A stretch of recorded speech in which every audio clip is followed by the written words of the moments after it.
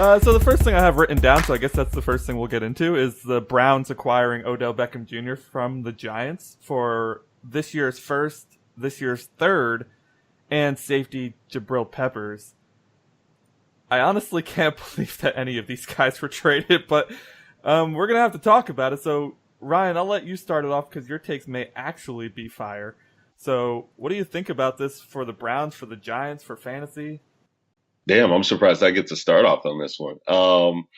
Well, yeah, for the Browns, I mean, it's great for the franchise. I mean, you're talking about a team there who has basically been in NFL purgatory, Ben's favorite word, um, for the past however long. And you go out and you take a chance on a rookie quarterback with the first overall pick last year. He comes in and is amazing. You get, one of the highly touted running backs in that same draft, building up your defense, bringing a new GM, and now you go out and make a splash at wide receiver, which was probably your weakest position.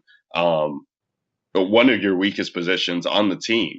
Jarvis Landry, he went out there and was okay, and Antonio Callaway, we saw him in Hard Knocks and he was trying to come to form, but really wasn't, picking it up. And they were doing a mix of this Damian Ratley, Rashad Higgins type of thing. And now you bring in this guy who's a bona fide talent in the NFL. It's just unbelievable. And it's nice to see from an NFL standpoint. Now, I know people, in my opinion, overreacting to this move because they're talking about putting money on the Browns winning the Super Bowl, and that's all well and good now. It's March, but like we still got to see this play out. And they still play in. I know there's moves going on in the AFC North. I would think that would be the better bet is to have them win the AFC North, but there's still a lot of teams out there making moves. We haven't seen the draft yet, so I'm not willing to put them on that level yet. But the move will get you on that right direction to kind of build off of this in the next couple of years. Now, from the Giants standpoint, absolutely just a trash can, garbage fire. No idea what they're doing. It's definitely not worth it on their end. They didn't give up. They didn't get back enough in return. A first, a third, and Jabril Peppers, like, stop it. That's just not going to help you build. You have so many concerns on the offensive side, let alone quarterback, but your defense is basically a shell of itself. Your offensive line is absolutely atrocious. You have the best running back, probably in the league, best young running back. And you need to start building things up, and you're not going to be able to do that with these peddly picks that you got back. So absolutely hate it from the Giants standpoint. But I'm not paid to be a GM, so it just doesn't look good on paper. You've seen mega blockbuster deal trades in the past, in the '90s with the Cowboys, and they getting multiple first round picks back. I mean, it just didn't make sense for an offensive caliber player like Odell, who is the face of your franchise. Like, even as good as Saquon Barkley is, like, that guy is New York. His banner is everywhere in New York. If you ever go there or visited, he's on every commercial that represents the Giants. He's featured on ESPN every week. This is, he's you kind of need that superstar talent in New York, and I just don't know what they're doing there. Crazy part is you said that they didn't get enough for Odell Beckham Jr. Absolutely not. But they probably didn't. Maybe they didn't. But they got so much more than what Pittsburgh got for Antonio Brown, which we'll talk about in a second. But it's kind of crazy to think about. Both are crazy. Yeah. I'm sure there's other thoughts on Odell here. Well, so my opinion is of the Browns, really. I think they're 100% locked in for the AFC North. I don't know how you can debate that they're not.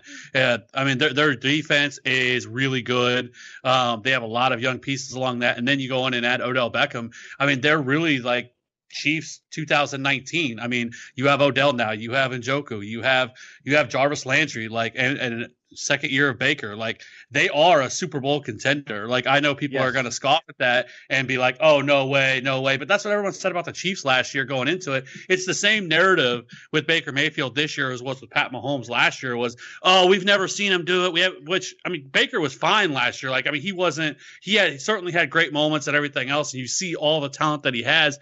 And now you add the best, either the best or the second best wide receiver, however you want to look at it, in the league right now, who has been tethered to terrible Eli Manning his entire career, and now you put him with Baker. Like, there's no way that as a Chiefs fan, like I'm like as seeing this, I'm like, man, I'm getting nervous over here. Thinking that the Chiefs offense best in the league. Now, like it's you can make an argument for the Browns over the Chiefs if you wanted to. It's debatable now. And with that defense, like I don't see how you don't. Like they are a Super Bowl contender, and it's crazy to say because people will still say, oh well, it's still the Browns. Like I don't care. Like that's done and over with. And they just destroyed the Giants in that trade. I will never understand what the Giants were doing. And really, like if anybody gets an opportunity, like shout out to Evan Silva and Matt Kelly. They did an excellent podcast themselves over this very topic of the Giants, and it's disgusting how bad what the Giants have done. And the Giants are just a train wreck. They're a disaster. The fact that they're still holding on to Eli Manning, who has been awful the last really 2, 3, 4 years in the league, is disgusting. So they just got rid of Odell Beckham when they really should have. All the debates, Saquon's amazing, we get it, but like they should have taken Sam Darnold with number 2 last year. They have Sterling Shepard, OBJ, Evan Ingram. They could have taken a running back in the 2nd, 3rd, 4th round. Get rid of Eli Manning. They're paying Eli Manning $20 million, and he doesn't even deserve to be a starter for any team in the league, let alone a team with that kind of offensive talent. And you build around Sam Darnold throwing to Odell Beckham for the next 10 years. It's crazy. But no, okay, a couple things. One, I want to do rapid fire. How many wins do the Browns have this year? Let's go around. I'm going to go last. 10. 9. Stop it with that. Okay, that's amazing because I'm going 11. So like literally I was about to bet somebody $100 at the bar last night because he was saying that they'd win 8 and I said 11, and then he was trying to just bet me on 11, and I'm like, well, we're going to have to cut it in the middle. And I was like, you know what? I don't want to just like throw, and like the 9.5 was the over under, and I didn't want to do it.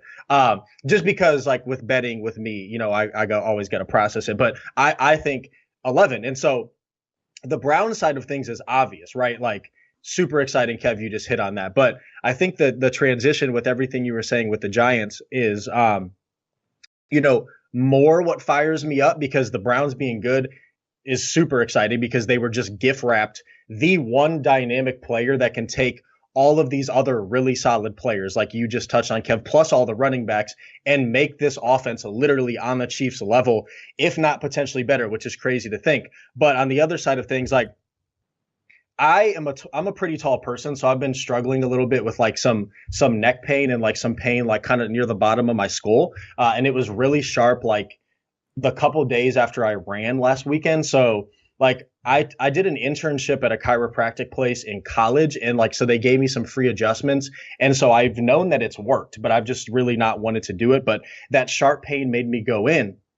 So I go in for the first time this morning, and she's kind of feeling around. She's telling me like better posture, and then she did a couple adjustments, and then that's when she came up with the diagnosis of Gettleman syndrome. And I was like, oh my gosh, like thank you.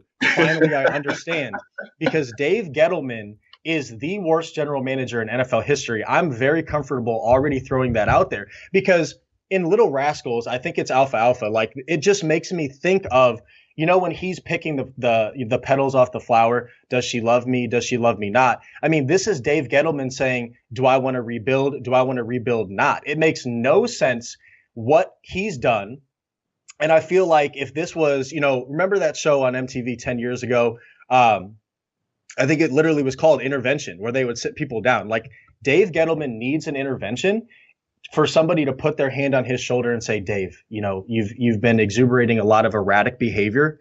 You seem to come off very unstable, and we're very concerned for you, because his moves don't make any sense. 1 second, not 1 second, an entire year when everybody knows that you should be rebuilding, or at least let Eli Manning play out last year and kind of ride off into the sunset, but you have Sam Darnold sitting there waiting in the wings, who's a really young quarterback. So you could have sold that way. And now all of a sudden you have Sam Darnold coming in.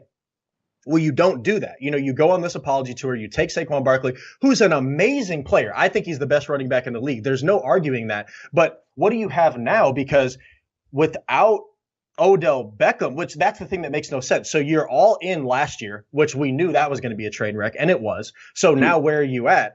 because now you decide the year after that to trade Odell Beckham. Okay, this is not just a random player. This is not just a good player. This is not just an elite player. This is the best young wide receiver we have ever seen in NFL history by the statistics. And if you just use your eyes, you know this dude is a complete freak. Like, OBJ is my boy. So the fact that you turn around the next year and you trade him, now all of a sudden you're rebuilding, right? No, now we're going to sign Golden Tate. We're going to give up our compensation pick that we would have gotten. And also, by the way, we're going to give the Eagles, our rival in the same division, a comp pick that they can now use to trade to get better assets. Because a couple of years ago, you couldn't trade these comp picks, which didn't give you as much flexibility, but you can now. So the entire strategy is just laughable, and it's giving me neck pain. That's how bad this dude is at managing an NFL team, and it makes me angry. And it shouldn't, but it just does, because the incompetency is so disgusting that it pisses me off. But it's a win for the Browns, because now the Browns are an 11-win team and are Super Bowl contenders immediately. So, yeah. Pump the brakes. Pump the brakes. Oh, and also, Ryan, the other thing to Kev's point is, this is what you do with young quarterbacks. Like, what have we seen over the last 5 years? Carson Wentz in year 2 blows up. Pat Mahomes in year 2 blows up. Jared Goff, yes, Sean McVay helps, but in year 2 blows up. Baker Mayfield is coming into year 2 after he just set the rookie passing touchdown record over Peyton Manning, and he didn't even get to play the full season because we didn't talk about this other aspect. Oh, yeah, Hugh Jackson's gone, and they brought in a pretty exciting coach. So the pieces are there for the Browns to be good instantly. And we've seen that with teams, not only because the NFL is the best league in terms of, parity, but also because now they have an exciting, I think it's pretty factually accurate, very good quarterback in year 2, about to do what we've seen with all these other young quarterbacks. I'm pretty sure Russell Wilson was in the Super Bowl in year 2. I'm pretty sure Ben Roethlisberger was in the Super Bowl in year 2. And yeah, I get that the team construct was amazing there, but the Browns construct, to Kev's point about their defense, pretty exciting as well. So all in all, it's complete difference between where the Browns are headed and where the Giants are headed. The Giants are the new Browns because of Gettleman syndrome. I do agree with that last point, Ben, but it's not just like we're dealing with a way different situation than we ever seen here, because the Browns have pretty much taken, I don't want to say the Golden State approach from the NBA, but like you're basically bringing in these talented pieces who have never played together and trying to, and now we're thinking that just automatically they're going to fit into the fold and be Super Bowl contenders. And it's like Freddie Kitchens has never coached a team. So he's got to deal with all of these pressures on the Browns being good. Plus he has to deal with all of these new egos coming in and try and make something happen of that. And it's like, and this is going to be a lot of pressure on Baker, who didn't win at the collegiate level, the ultimate goal there, and hosting the national championship. And now you're asking him to lead these guys to a Super Bowl contending team when the Browns are not used to winning in that capacity at all. I mean, these are people who would have rushed the field last year when this team won 5 games, because that's just how winning wasn't used to being in their culture. And so when you're talking about these other teams like the Chiefs getting Pat Mahomes, okay, that's a winning culture there in Kansas City where we're at least making the playoffs consistently. We have Andy Reid as our head coach who's consistently been in the playoffs. That's good there. The Rams kind of had pretty much everything in place around them, didn't really need to do much, but brought in the Sean McVay, who was a young offensive-minded coach. And even then, they were able to get to the playoffs, but they weren't able to get past that next hump there. Right. So, and then same thing with Seattle too. So, I mean, we've seen this happen in other situations where they're not necessarily getting to that point right away. Right. But then what did we see happen with the Rams the next year? Like, they were in the Super Bowl. So I think my bigger takeaway is that point. Like, are the Browns going to win the Super Bowl this year? The odds are obviously heavily stacked against them for a lot of reasons, other than the fact that they're just one of 32 teams. But it's just all about the directions of the franchise. Yes, like the Browns, what we could see the Browns do this year, what we just saw the Chiefs do. Take that next step with the quarterback in year 2, with all these good weapons, with an exciting coach. The Chiefs ultimately fell short. Now, there was a very good chance that they wouldn't have, but they did. But it's all about now now that they've proven that they can be that team and they're comfortable with that culture, like you're talking about, now would you be shocked if the Chiefs won the Super Bowl this year? No. So the Browns may have that year, and maybe they don't win the Super Bowl this year, but it's all about now they have this 7-year window, maybe even wider, where if they win the Super Bowl one of those years, you're not surprised. And granted, like you look at the Packers with Aaron Rodgers, who I've always said is, the best, and Pat Mahomes is obviously challenging that, but it's like, it's disappointing for the Packers to only have walked away with one Super Bowl with Aaron Rodgers at the quarterback. But at the end of the day, they walked away with one Super Bowl, which is the ultimate reason why you play this game and why as fans we're rooting for our teams to hoist that trophy. And even if Aaron Rodgers doesn't win anymore, that's disappointing because of how good he is, but he won one. Drew Brees won one. Like, that's why you play this game. And if the Browns walk away with one Super Bowl over the next 10, 15 years, that may ultimately be a disappointment based on how good the team is. But look at the history. If the Browns are able to win a Super Bowl, that's everything. So it's just the fact that they're going to the point to have that opportunity. Maybe it doesn't happen this year. But the fact is, I think the odds are pretty high that it will happen now over the next decade. And that's something we couldn't have said before. So last thing to move on, because to Antonio Brown, because we need to talk about that too. But the last thing that I'll say is this, and I think the biggest point is, I think the biggest example would be looking at what the Bears did, right, with Mitchell Trubisky. Mitchell Trubisky, the year before, were not that good. They were okay. John Fox, they kind of clean house, right? They bring in a first-time head coach. I mean, Matt Nagy had never been a head coach before ever, and they bring him in as the head coach. They go out in free agency and sign Allen Robinson and Taylor Gabriel, and they bring in all these pieces, the tight end, Trey Burton. They go do basically kind of doing what the Browns are doing with better pieces, with getting Odell and everything else, with the defense in place and everything else. Like, we saw them last year. I mean, really, they were a field goal kick away from who knows what, doing with that. As good as that defense was, they're a team that could have made the Super Bowl last year, in which we all probably could agree that Mitchell Trubisky is definitely not nearly as good as Baker Mayfield is. And so that's my only point. I think the Bears are a better example of what I think that this team can be. I don't think their defense is going to be as dominant as what the Bears were, but I do think that their offense is going to be better than what they were. So, I think that's the last thing I really have to say about it. I just think the Browns are here. They're for real. And I think that it's going to be exciting to watch. Well, the Bears and the Rams are very, very good examples, and maybe they're not perfect, but they're good. And the last thing, and I'll shut up, is that, what you just said, Kev, the Bears brought in all these different pieces, right? All of them. Allen Robinson, Taylor Gabriel, drafted Anthony Miller, Trey Burton. Well, the Browns aren't doing that. The Browns team is and granted, Baker didn't get to play the full year, but they're not changing anything. Yeah, Kareem Hunt, but that's half a year, and how much is he even going to play? You still have Nick Chubb and Duke Johnson in that backfield. So really the only change is bringing in Odell Beckham, and it's Odell freaking Beckham. So, Jarvis Landry there for another year, David Njoku there for another year. These guys already have a little bit of rapport, so I don't think it's that drastic of needing Odell Beckham to come in and figure it out, because it's Odell freaking Beckham. Well, I am glad I've gotten a word in edgewise over the last 17 minutes. You guys covered just about every single point there was to talk about. I feel like the Browns automatically get like a negative 1 or 2 game estimate each year because they're like the media darlings right now. Last year, everybody had them winning 10 games and they won 7. So we'll say. What? Who had the Browns winning 10 games last year? Dude, Kev especially. But it was all over Twitter.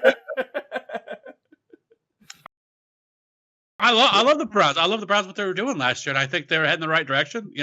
They were close. I mean, they were really close in a lot of those games, and they could have represented the North. So they're not wrong. It was another team that was just a few field goal kicks away from winning more than 7 games. Let's be honest. Zane Gonzalez really screwed the pooch in the beginning of the season. Screwed the pooch. That's an underrated term. That's awesome. One other thing, by the way, to go to your point, Ben, Mr. Tom Brady won his first Super Bowl in his second season. So it seems to be a trend going on there.